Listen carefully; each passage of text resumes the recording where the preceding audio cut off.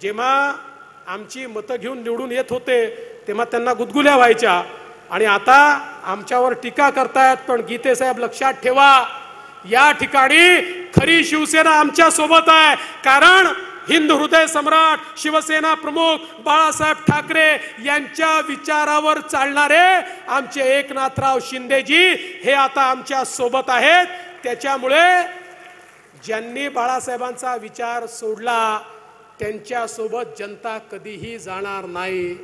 आणि या ठिकाणी पेणमध्ये तर खऱ्या अर्थानं रविशेठ पाटीलही आहेत आणि धैर्यशील पाटीलही आहेत।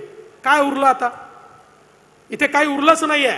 अख्खा पेण तटकरे साहेब तुमच्या पाठीशी आहे आणि आता या दोघांची दोस्ती पाहून मी देखील अचंबित आहे।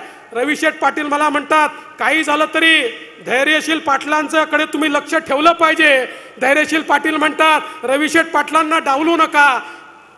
ये तो फेविकॉल का जोड बन गया।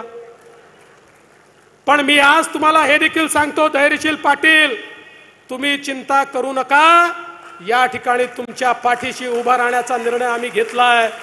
रविशेठ पाटील, धैर्यशील पाटील हे दोनही नेते या ठिकाणी तुमच्या सोबत असतील आणि हे दोन्ही नेते तुम्हाला योग्य ठिकाणी दिसतील, तुमची सेवा करताना दिसतील। हा माझा प्रण आहे, त्यामुळे काळजी करण्याचं कारण नाहीये। आणि हे दोघे एकत्रित आल्यानंतर तटकरे साहेब तुम्ही तर इतके हुशार आहात, तुम्हाला लोक कसे जोडायचे माहिती आहे। मी इतके वर्ष पाहतोय तटकरे साहेब म्हणजे असे आतून कुठून घुसतात आणि बरोबर सगळा जुगाड जमवून परत येतात। आणि आता तर सगळे आणि मंचावरचे सगळे आमदार हे तर जर बघितले तर मला वाटतं तटकरे साहेबांना चिंता करण्याची आवश्यकता नाही आहे।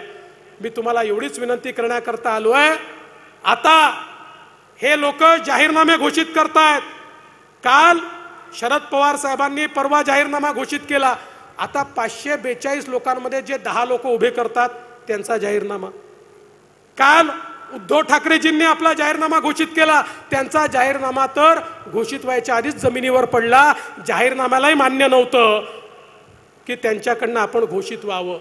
त्यामुळे बंधू भगिनींनो, आता केवळ आणि केवळ या ठिकाणी महायुती आहे आणि म्हणून आपण ज्यावेळी सुनील तटकरे साहेबांचं घड्याळ दाबाल, तटकरेंना वोट तर मिळेलच, पण वोट थेट मोदीजींना मिळेल। त्यामुळे मोदीजींना पुन्हा प्रधानमंत्री बनवण्याकरता सुनील तटकरेजींना इथनं निवडून द्या, एवढीच विनंती करतो आणि माझं बोलणं संपवतो। धन्यवाद।